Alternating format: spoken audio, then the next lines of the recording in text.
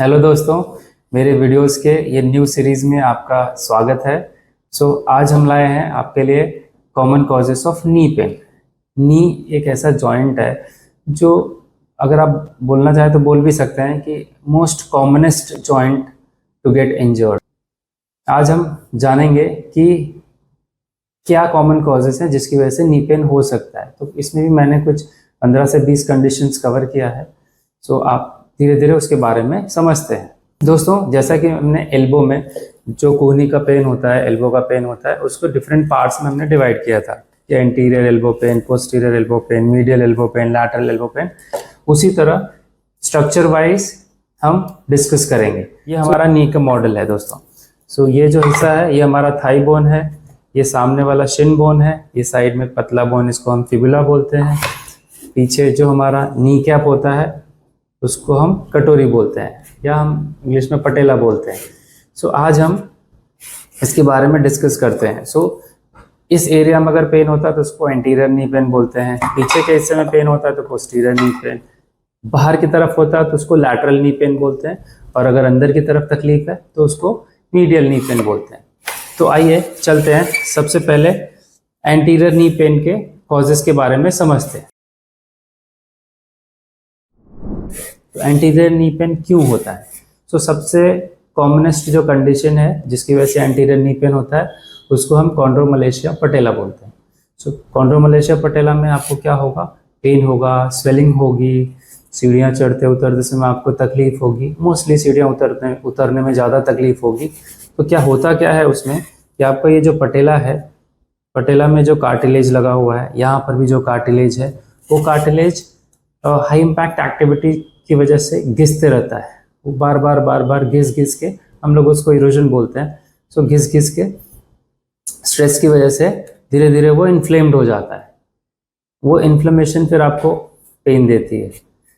Generally mostly अगर आप देखा जाए तो यंग इंडिविजुअल्स में ज़्यादा देखा जाता है। जो लोग जंपिंग करते हैं, रनिंग करते हैं, जॉगिंग करते हैं, हाई इम्पैक्ट एक्टिविटी आप कोई भी इन्वॉल्व कर लो तो यंग इंडिविजुअल्स में बहुत कॉमन है। इसके लिए आप फिजियोथेरेपी से पूरी तरह से इसको ट्रीट कर सकते हैं, इसेंट्रिक एक्सरसाइज करके। अगर बहुत ज़्यादा इन्फ्लेमेशन स्वेलिंग है तो आप उसमें आइस पैक लगा सकते हैं, एंटी इन्फ्लेमेटरी ड्रग्स ले सकते हैं आपके डॉक्टर्स को कंसल्ट करके, और धीरे धीरे इसका पेन रिड्यूस हो जाता है अगर आप धीरे धीरे हाई इम्पैक्ट एक्टिविटीज़ को या फिजिकल जो एक्टिविटी है आपकी उसको थोड़ा रिड्यूस करके और रेस्ट करके। Surgery rarest of rare case में इंडिकेटेड है, मोस्टली सर्जरी की रिक्वायरमेंट नहीं होती है। दूसरा जो कंडीशन है दोस्तों उसको हम पटेलर बर्साइटिस बोलते हैं। जो हमारा ये पटेला है, पटेला में जो ऊपर वाला हिस्सा है उसको सुप्रा पटेला, नीचे वाले हिस्से को इंफ्रा पटेला एरिया बोलते हैं। तो यहाँ पे पाउचेस होते हैं, वो पाउच को हम बर्सा बोलते हैं।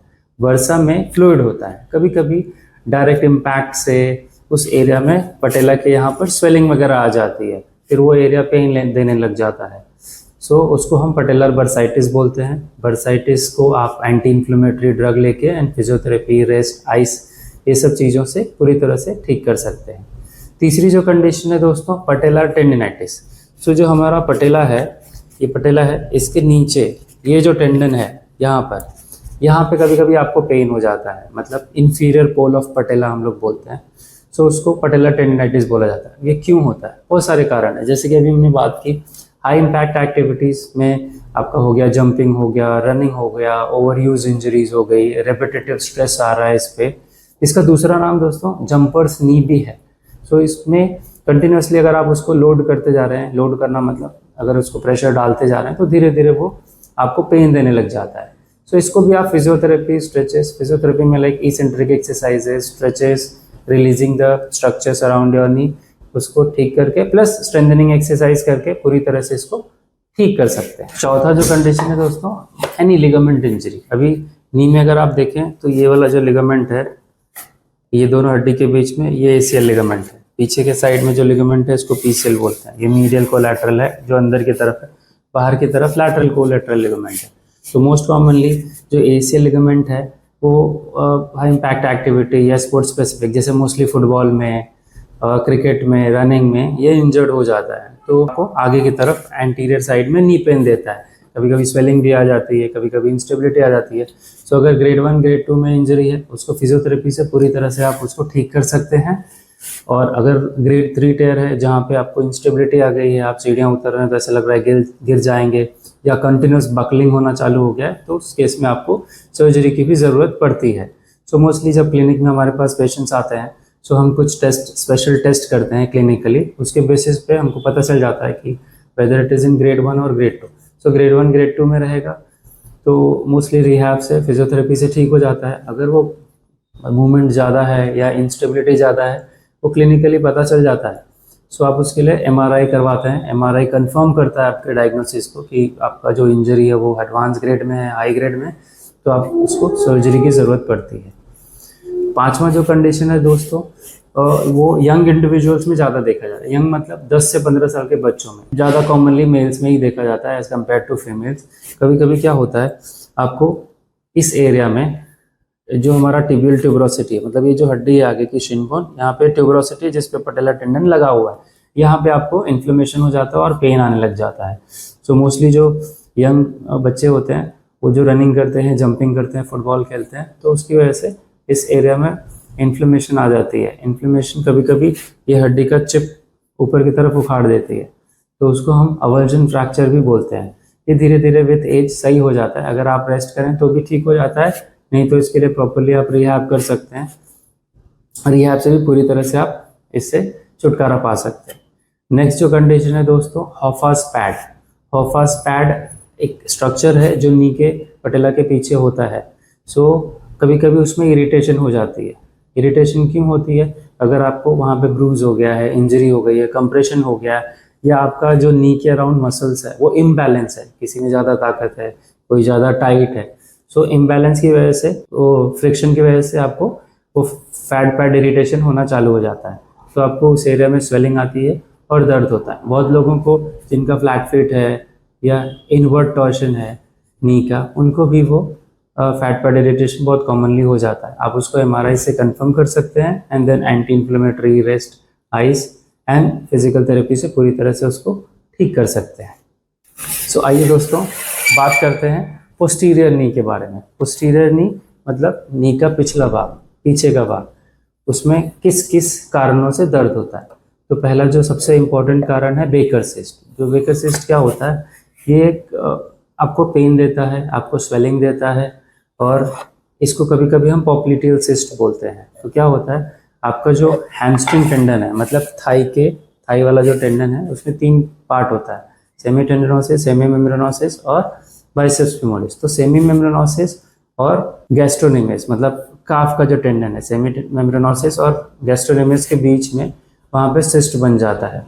तो वो सिस्ट को आप ऊपर से तो ठीक नहीं कर सकते, तो उसको सिस्ट डिकम्प्रेशन मतलब सर्जरी करके उसको एक्ससिजन करना पड़ता है, उसको निकालना पड़ता है। बहुत लोग उसको एस्पिरेशन भी करते हैं, मतलब नीडल डाल के वो जो फ्लूइड है उसको निकाल देते हैं, एंड रेस्ट करा के मेडिकेशन के साथ उसको पूरी तरह से ठीक कर सकते हैं।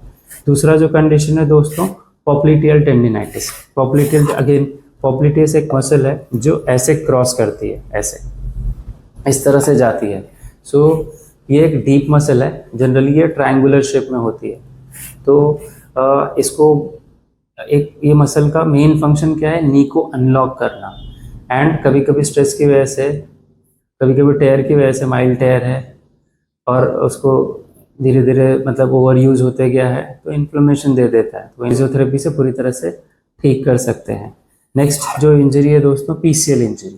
पीसीएल इंजरी जनरली अगर आप गिर गए और आपका पूरा नी ऐसा बेंड हो गया, और जो भी आपका नी का रेंज है, जैसे फ्लेक्शन है, आपको जो पैर मोड़ते हैं बहुत ज़्यादा मुड़ गया, नॉर्मल रेंज से भी ज़्यादा मुड़ गया, कभी कभी ये टेंडन फट जाता है। सो अगर ग्रेड 1 ग्रेड 2 में फटा है तो आप उसको रिहैब से पूरी तरह से ठीक कर सकते हैं। अब ग्रेड 1 ग्रेड 2 में कैसे पता चलेगा, आप फिजियोस के पास, ऑर्थो के पास जाते हैं, वो कुछ टेस्ट करते हैं जिसको पोस्टीरियर सैक्साइन बोलते हैं, या पोस्टीरियर डॉट टेस्ट। वो टेस्ट से पता चल जाता है कि इंजरी हुई है, पीसीएल में इंजरी हुई है या नहीं, या किस ग्रेड में है। सो अगर ग्रेड में थोड़ा कन्फ्यूजन है तो आप एमआरआई से उसको कंफर्म करा सकते हैं। अगर ग्रेड 3 है तो फिजियोथेरेपी विल नॉट हेल्प, आपको सर्जरी के लिए जाना पड़ता है। अगर ग्रेड 1 ग्रेड 2 है तो आप फिजियोथेरेपी से पूरी तरह से उसको ठीक कर सकते हैं। अगला जो कंडीशन है दोस्तों, हैमस्ट्रिंग स्ट्रेन। आपका जो थाई है, थाई के पीछे से हैमस्ट्रिंग मसल आती है ऐसे और जाके यहाँ पे फिबुला पे और टिबिया पे अटैच होती है। तो जो बाइसेप्स फेमोरिस है यहाँ अटैच होती है, सेमी टेंडिनोसिस मेम्ब्रेनोसिस यहाँ पे अटैच होती है। तो कभी कभी फुटबॉल इंजरीज क्रिकेट में हैमस्ट्रिंग खिंच जाता है या पुल हो जाता है तो उसको हैमस्ट्रिंग स्ट्रेन बोला जाता है। अगर माइनर है 10-15% फाइबर्स फटे हैं तो आप उसको टेपिंग करके, सपोर्टिव टेपिंग करके, रेस्ट करके ठीक कर सकते हैं। एंड देन लेटर स्टेज में आप उसको रिहैब करो। एंड अगर कहीं मसल नॉट्स बन गए हैं बिकॉज ऑफ इंजरी तो आप उसको ड्राई नीडलिंग से ठीक कर सकते हैं। नेक्स्ट कंडीशन जो है दोस्तों, पोस्टीरियर टिबियल नर्व इन्वॉल्वमेंट। कभी कभी हमारा जो पीछे का नर्व होता है, साइटिक नर्व, नीचे आके ब्रांचेस में डिवाइड हो जाता है। तो कभी कभी वो नर्व, उस नर्व को पोस्टीरियर टिबियल नर्व बोलते हैं। अगर वो नर्व में कुछ इशू हो गया, डायरेक्ट इम्पैक्ट या कोई भी रीजन से, तो कभी कभी आपको उस एरिया में टिंगलिंग, नर्वनेस, झंझनाहट, ये सब फीलिंग आने लगती है। बट नर्व इंजरीज को कंफर्म करने के लिए आप एनसीवी और ईएमजी कर सकते हैं। एंड एक बार आपको डायग्नोसिस प्रॉपर्ली मिल गया, आप उसको टेंस, एक मोडालिटी है जो फिजियोथेरेपी में यूज़ होती है, उसको एंड आसपास के स्ट्रक्चर को एड्रेस करके प्रॉपर रिहैब करके उसको पूरी तरह से ठीक किया जा सकता है। नेक्स्ट जो कंडीशन है दोस्तों, उसको हम पीएलसी बोलते हैं, पोस्टीरो लैटरल कॉर्नर इंजरी। अभी ये राइट नी का मॉडल है, पोस्टीरो लैटरल, पीछे का हिस्सा और थोड़ा बाहर का हिस्सा। तो पोस्टीरो लैटरल कॉर्नर इंजरी यहाँ पर ऐसे होती है दोस्तों। तो क्या होता है, जो भी स्ट्रक्चर्स हैं यहाँ पे टिबियोफेमोरल लिगामेंट है, उसमें कभी कभी इंजरी हो जाती है। कभी कभी पोस्टीरो लैटरल स्ट्रक्चर्स के साथ आपका पीसीएल लिगामेंट भी इन्वॉल्व हो जाता है। किसी किसी केस में पीसीएल इन्वॉल्व होता है, किसी किसी में नहीं होता है। तो उसके लिए एक स्पेशल टेस्ट होता है दोस्तों, डायल्स टेस्ट बोला जाता है, जो हम 2 एंगल्स में कर सकते हैं। उल्टा लेट के 30 डिग्री पैर को मोड़ के, मतलब आप उल्टा लेटे हैं 30 डिग्री और एक 90 डिग्री, दोनों में मोड़ के फिर एक्सटर्नल रोटेशन किया जाता है। सो एक्सटर्नल रोटेशन करके, अगर एक्सटर्नल रोटेशन दोनों साइड का कंपेयर करते हैं, अगर एक साइड का मोर देन 10 डिग्रीज है कंपैरेटिवली, तो वो टेस्ट पॉजिटिव होता है। पोस्टीरियर लैटरल कॉर्नर इंजरी अगर ग्रेड 1 ग्रेड 2 में, अगेन उसको रिहैब से पूरी तरह से ठीक कर सकते हैं। अगर एडवांस ग्रेड में है तो उसको सर्जरी लगता है, आपको सर्जरी करनी ही पड़ती है। एंड उसके बाद आप रिहैब करके फिर से पूरा फंक्शन रीगेन कर सकते। सो ये हमने अभी बात की anterior and posterior knee injuries and common causes of knee pen के बारे में। अब आइए जानते हैं मीडियल साइड। मीडियल साइड मतलब नी का अंदर का जो हिस्सा, यहाँ पे आपको जो दर्द होता है किन किन कारणों से होता है। तो बहुत सारे कारण हैं। पहला कारण लेते हैं, जैसे ये लिगामेंट है, ये अंदर वाला लिगामेंट, जिसको मीडियल कोलैटरल लिगामेंट बोलते हैं। कभी कभी डायरेक्ट इम्पैक्ट होने से, मतलब जैसे आप खड़े हैं, फुटबॉल खेल रहे हैं और ऐसे बॉल आई, डायरेक्ट नीचे वाले लेग में इम्पैक्ट हुआ, तो ये वाला लिगामेंट पे कैसा वैल्गस स्ट्रेस आ जाता है, मतलब प्रेशर आ जाता है, जिसकी वजह से कभी कभी ये लिगामेंट फट जाता है। सो या फिर आप नॉर्मली खड़े हैं और आपने ध्यान नहीं दिया और ऑल ऑफ सडन स्पीड में बॉल आई और आपको यहाँ पे प्रेशर आया, तो भी ये लिगामेंट फट सकता है। कभी कभी रनिंग में, जंपिंग में, कोई भी, किसी भी, आपका जब आप जंप कर रहे हैं लेकिन आपका जो लैंडिंग है, अलाइन प्रॉपर लैंड नहीं किए और ये लिगामेंट पे प्रेशर आ गया तो भी फट जाता है। तो आपको इस एरिया में पेन, स्वेलिंग आ जाता है। अगर ग्रेड 1, अगेन सेम चीज़, अगर ग्रेड 1 ग्रेड 2 में है तो फिजियोथेरेपी रिहैब से ठीक हो सकता है। उसके लिए ग्रेड 3 के लिए सर्जरी की रिक्वायरमेंट पड़ती है। नेक्स्ट जो है दोस्तों, नी जॉइंट के बीच में ये कुशन लाइक स्ट्रक्चर है। ये जो कुशन लाइक स्ट्रक्चर है इसको मेनिस्कस बोला जाता है। जो अंदर की तरफ है उसको मीडियल मेनिस्कस, जो बाहर की तरफ है उसको लैटरल मेनिस्कस बोला जाता है। सो मोस्टली आप देखेंगे जो ट्विस्टिंग इंजरीज होती है, आपने सॉकर प्लेयर्स देखिए, कभी कभी स्कूटी बाइक से उतरते समय भी पैर ट्विस्ट हो जाता है, तो कभी कभी बहुत सारे कारण होते हैं जिसकी वजह से आपको यहाँ पे दर्द आता है। सो आपको अगर आपका मेनिस्कस फट गया है, समझिए उसमें ग्रेड 1 ग्रेड 2 टेयर है, तो आपका ये नी बेंडिंग डिफिकल्ट हो जाता है, आपका पैर मोड़ना, सीधा करना थोड़ा डिफिकल्ट हो जाता है। मोस्टली बेंडिंग एक्टिविटी पेनफुल होती है, ठीक है। तो कभी कभी यहाँ स्वेलिंग आ जाती है और अगर उसको हम क्लिनिकली 2 टेस्ट होता है, मैकमोरेज एंड एप्लीज टेस्ट, जब हम चेक करते हैं तो उसे पता चल जाता है कि मेनिस्कल इन्वॉल्व है कि नहीं। एंड देन अगर ग्रेड 1 में लगता है, ग्रेड 2 में लगता है तो मैनेज हो जाता है। ग्रेड 3 में अगर फट के वो ग्रूव में चले गया है तो फिर उसको कुछ नहीं कर सकते, सर्जिकली उसको रिपेयर ही किया जा सकता है, या फिर आप उसको जो पार्ट खराब हो गया है उसको मेनिसेक्टमी करके निकाल सकते हैं। अभी तीसरा जो कंडीशन है दोस्तों, मोस्ट कॉमन कंडीशन है, जिसको हम ऑस्टियोआर्थराइटिस बोलते हैं। Most of the time patient आते हैं, उनको डॉक्टर एक्सरे के लिए बोलते हैं कि हाँ यहाँ पे दर्द हो रहा है, एक्सरे निकाल लो। एक्सरे निकालते हैं, उनको बोलते हैं आपके नी में गैप है। कोई डॉक्टर बोलता है आपके नी में गैप है, कोई बोलता है गैप कम हो गया है। सो आइडियली दोस्तों अगर इस एरिया का एक्सरे निकाला जाए तो ये कुशन है, फ्लूइड है, तो आपको आइडियली गैप होना चाहिए। गैप अच्छी चीज़ है, गैप की वजह से ही आपका नी का मूवमेंट हो रहा है। गैप कम होना आपको प्रॉब्लम देगा। सो कभी कभी जैसे जैसे हमारा एज बढ़ता है तो यहाँ पे जो फ्लूइड है, साइनोवियल फ्लूइड, वो धीरे धीरे कम होने लगता है, तो ये स्ट्रक्चर सूखने लगते हैं, तो धीरे धीरे हड्डियों के बीच में जो स्पेस होता है वो रिड्यूस होने लग जाता है। वो मोस्टली ये 45 प्लस एज में ही दिखता है। अगर आपका वेट बहुत ज़्यादा है तो अर्ली एज में भी आपको ऑस्टियोआर्थराइटिक चेंजेस दिखते हैं, जो हम एक्सरे के थ्रू कंफर्म कर सकते हैं। सो एक्सरे में बेसिकली जो आपका कार्टिलेज है, फ्लूइड कम होने की वजह से, कार्टिलेज फ्रिक्शन की वजह से घिस घिस के इन्फ्लेमेशन हो जाती है। उसमें भी दोस्तों 4 अलग अलग ग्रेड्स हैं कि आपका स्पेस कितना रिड्यूस हुआ है। सो कभी कभी बहुत ज़्यादा फ्रिक्शन होने लगता है तो ऑस्टिफाइड बनने लगते हैं, जो कि एक्स्ट्रा बोन है, जो आपको और तकलीफ देते हैं। सो अगर ये ग्रेड 1 ग्रेड 2 ऑस्टियोआर्थराइटिस है तो फिजियोथेरेपी से पूरी तरह ठीक हो जाता है। टू सर्टेन एक्सटेंट ग्रेड 3 भी मैनेज हो जाता है, बट ग्रेड 4 है, पूरी तरह से फ्यूज हो गया है जॉइंट, नी बेंडिंग बिल्कुल नहीं है, सो आपको नी रिप्लेसमेंट के लिए जाना पड़ता है।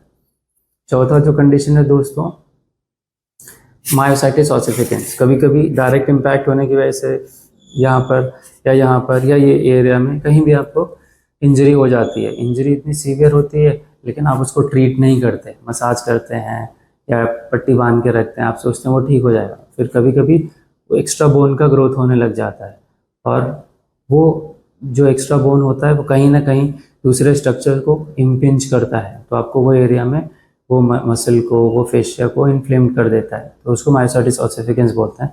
उसको आप कंजर्वेटिवली मैनेज कर सकते हैं।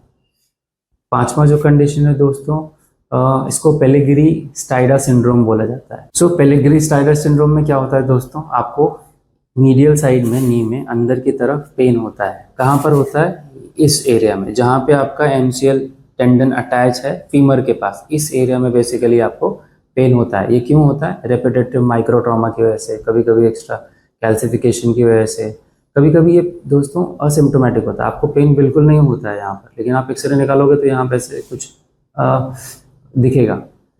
इसको आप फिजियोथेरेपी से, रेस्ट से, पीआरपी इंजेक्शन से पूरी तरह से ठीक कर सकते हैं। नेक्स्ट जो कंडीशन है दोस्तों, उसको पेस एंसरीन बर्साइटिस बोला जाता है। अगेन आपको इस एरिया में पेन होता है, तो यहाँ पर जो एरिया है वहाँ पे एक बर्सा होता है, वो बर्सा में अगर इन्फ्लेमेशन हो गया, और वो बर्सा बेसिकली अगर आप देखें तो जो शिनबोन है, टिबिया और आपका से हैमस्ट्रिंग टेंडन के बीच में लाई करता है, तो उसमें अगर किसी इंजरी की वजह से इन्फ्लेमेशन आ गया तो आपको इस एरिया में वो पेन देता है। तो रेस्ट के साथ, एंटी इन्फ्लेमेटरी ड्रग्स के साथ, पीआरपी इंजेक्शन, कभी कभी आपको पीआरपी इंजेक्शन की भी ज़रूरत पड़ती है, वो पूरी तरह से आप उसको क्योर कर सकते हैं। दोस्तों आइए जानते हैं लैटरल स्ट्रक्चर्स के बारे में, या common causes of lateral knee pain के बारे में। बाहर की तरफ क्या क्या स्ट्रक्चर्स है, तो ये लैटरल कोलैटरल लिगामेंट है। तो कभी कभी जैसे हमने यहाँ बात की मीडियल कोलैटरल लिगामेंट में कभी कभी ये जो स्ट्रेन आता है, स्ट्रेस आता है, इसकी वजह से ये फट जाता है। तो इसमें ऑपोजिट की तरफ अगर आप खड़े हैं, इधर से कुछ प्रेशर आया या आप साइड से बॉल रुकाने का ट्राई कर रहे हैं और बॉल का स्पीड बहुत ज़्यादा है, तो इम्पैक्ट बहुत ज़्यादा होने की वजह से ये लिगामेंट फट जाता है। सो आपको इस एरिया में पेन आने लग जाता है, तो आप क्लिनिकली वैल्गस टेस्ट करके उसको डायग्नोस किया जा सकता है। अगर आपको हायर ग्रेड लग रहा है तो आप एमआरआई के थ्रू उसको कंफर्म कर सकते हैं। मोस्टली कंजर्वेटिवली पूरी तरह से ये ठीक हो जाता है। अगर वो कंप्लीट टेयर है, आपको इंस्टेबिलिटी फील हो रही है, तो उसके लिए सर्जिकल करेक्शन की रिक्वायरमेंट होती है। बेसिकली ये इतने एरिया में आपको पेन, स्वेलिंग, वो सब सारे सिम्टम्स आते हैं। Next is lateral meniscus. जैसे अंदर की तरफ जो कुशन था उसको मीडियल मेनिस्कस बोलते हैं, उसी तरह बाहर की तरफ जो कुशन है उसको लैटरल मेनिस्कस बोला जाता है। इस कुशनिंग को अगेन ये ट्विस्टिंग इंजरी है, सिमिलर सिम्टम्स आते हैं, पेन, स्वेलिंग, वो सब यहाँ पे आएगी। अगेन बेंडिंग डिफिकल्ट होगी। ग्रेड 1 ग्रेड 2 कंजर्वेटिवली मैनेज किया जा सकता है, ग्रेड 3 में सर्जरी की ज़रूरत पड़ती है। अगला जो तीसरा कंडीशन है दोस्तों, उसको आईटी बैंड फ्रिक्शन सिंड्रोम बोला जाता है। सो आईटी बैंड क्या होता है? वो थाइस के लैटरल साइड से, मतलब आउटर साइड से ऐसे एक स्ट्रक्चर है जिसको हम टेंसर फेशियल लेटा बोलते हैं, टीएफएल, और नीचे जाके वो बैंड बन के इधर आके गर्डिस ट्यूबरकल के पास लगता है। सो जो लोग ज़्यादा रनिंग करते हैं, जंपिंग करते हैं, या स्कीयर्स हो गए, उनका अगर कंटिन्यूस रनिंग की वजह से, ओवर यूज़ की वजह से उनको ये लैटरल साइड में पेन होना चालू हो जाता है। किसी किसी को गर्डिश ट्यूबरकल के पास होता है, किसी किसी को थ्रू आउट पूरा एरिया में यहाँ पर पेन होता है। सो कभी कभी लोगों का अगर मसल का पुअर अलाइनमेंट है, मतलब अगर आपका पटेला की पोजीशन गलत है, आपका फ्लैट फुट है, हाई आर्चेस है, बहुत सारे मसल इम्बैलेंस की वजह से भी आपको वो उस एरिया में पेन हो सकता है। तो आप ये जनरली अगर देखा जाए तो ऑल ऑफ सडन ऐसे इंजरी नहीं है कि तुरंत आ जाएगा, ये ग्रेजुअली धीरे धीरे थोड़ा थोड़ा पेन आते रहता है, और धीरे धीरे वो एक्टिविटीज़ आप कंटिन्यू करते हो तो धीरे धीरे वो पेन बहुत ज़्यादा एग्रीवेट हो जाता है। सो इसको आप राइस मतलब रेस्ट, आइसिंग, कंप्रेशन अगर स्वेलिंग आई है तो, और एलिवेशन अगर स्वेलिंग है तो एलिवेट रखेंगे, फिर स्वेलिंग उतर जाता है, एंड देन वो एक्टिविटीज़ आपको टाइम बिंग के लिए स्टॉप करनी होती है, और जो आईटी बैंड है जो टाइट है उसको रिलीज़ किया जाता है, सो दैट कि थोड़ा फ्लेक्सिबिलिटी अचीव हो जाए, और आपका जो पटेला बाहर की तरफ निकला हुआ है वो आपका थोड़ा वो लूज हो जाए, एंड देन आपको इनर थाई स्ट्रक्चर्स, मतलब जो मीडियल साइड में जो स्ट्रक्चर्स हैं वीएमओ वगैरह, उसको आप स्ट्रेंथन करके उसको बैलेंस कर सकते हैं। तो आपका वो धीरे धीरे पेन पूरी तरह से रिड्यूस हो जाता है। बहुत सारे लोग टेपिंग भी करते हैं, बट टेपिंग थोड़ा टाइम के लिए आपको सपोर्ट दे सकता है, बट उसको क्योर नहीं कर सकता। नेक्स्ट जो कंडीशन है दोस्तों, lateral patellar compression. Lateral patellar compression again जैसे आईटी बैंड फ्रिक्शन सिंड्रोम की बात की, सिमिलरली उसमें भी आपको इस वहाँ पर आपको गर्डिश ट्यूबरकल और प्रॉपरली ऐसा लैटरल साइड में पेन हो रहा है, यहाँ आपको पटेला के आसपास पेन होगा लैटरली। तो इसमें क्या होता है, अगेन अगर आईटी बैंड टाइट है इसको पुल करके रखेगा, तो यहाँ पे जो आपका रिज है जो थोड़ा सा प्रोमिनेंट है, उसमें इसका कंटिन्यूस फ्रिक्शन होते रहता है, और फ्रिक्शन होते होते फिर आपको वहाँ पे इन्फ्लेमेशन बढ़ जाती है, और अगेन आपका अंदर का जो स्ट्रक्चर है वीएमओ वो वीक हो जाता है। तो इसको भी सिमिलरली आप फिजियोथेरेपी से पूरी तरह से ट्रीट कर सकते हैं। नेक्स्ट जो कंडीशन है पांचवा, फिबुलर फ्रैक्चर। अगर डायरेक्ट इम्पैक्ट हुआ आपके फिबुला पे, बहुत पतली बोन है दोस्तों, कभी कभी फिबुला में फ्रैक्चर हो जाता है इसके हेड के पोर्शन पे, तो कभी कभी डिस्प्लेस्ड होता है, डिस्प्लेस्ड होगा तो सर्जरी की ज़रूरत होती है, कभी कभी अनडिस्प्लेस्ड है तो आप उसको रेस्ट के साथ एंड एंटी इन्फ्लेमेटरी के साथ मैनेज कर सकते हैं। दो मिसलेनियस कंडीशन है दोस्तों। पहला गाउट। गाउट में क्या होता है, आपको जनरलाइज नी पेन होता है, बट गाउट क्या है, गाउट इन्फ्लेमेशन होता है गाउट में। बट इन्फ्लेमेशन क्यों आता है, अगर आपके बॉडी में यूरिक एसिड लेवल बढ़ा हुआ है। Uric acid main positive factor है for inflammation. So uric acid हमेशा बॉडी में इन्फ्लेमेशन बढ़ाता है, तो मेक श्योर कि यूरिक एसिड जो चीज़ें बढ़ाती हैं उसको अवॉइड कीजिए। अगर बहुत ज़्यादा यूरिक एसिड है तो आप अपने डॉक्टर से मिलकर यूरिक एसिड से रिलेटेड मेडिसिन ले सकते हैं, and basic exercises, more of flexibility exercise करके आप जॉइंट फ्लेक्सिबिलिटी मेंटेन रखिए ताकि नी का पेन कम रहे।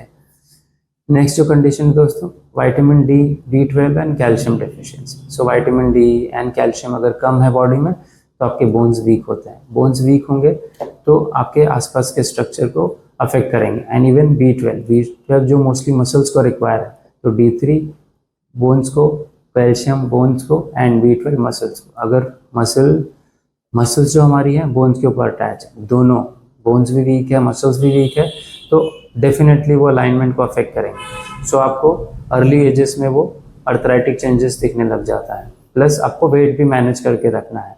सो विटामिन डी का जो सोर्स है दोस्तों, नेचुरल सोर्स है सनलाइट। तो आप सुबह 7 से 9 का जो सनलाइट रहता है हाफ एन आवर लीजिए, एक्टिविटी रखिए। जो वेजिटेरियंस हैं उनके लिए मैं रिकमेंड करूँगा कि ईयरली 1 और 2 मंथ्स का मल्टीविटामिन या B12 का जो स्पेसिफिक टैबलेट आता है उसका कोर्स कीजिए। एंड जो नॉन वेजिटेरियंस है जनरली उनको B12 की डेफिशिएंसी होने का चांस थोड़ा कम रहता है। तो आपको स्पेसिफिकली अगर डायग्नोज करना है तो आप एक्सपर्ट के पास जाकर स्पेसिफिकली डायग्नोज करके उसको ट्रीट कीजिए। आप ऐसे रैंडम आप नहीं बोल सकते कि every knee pain is osteoarthritis और it is a ligament injury. All knee pains are different, so you have to go to your doctor, get yourself examined properly, and then accordingly take the treatment.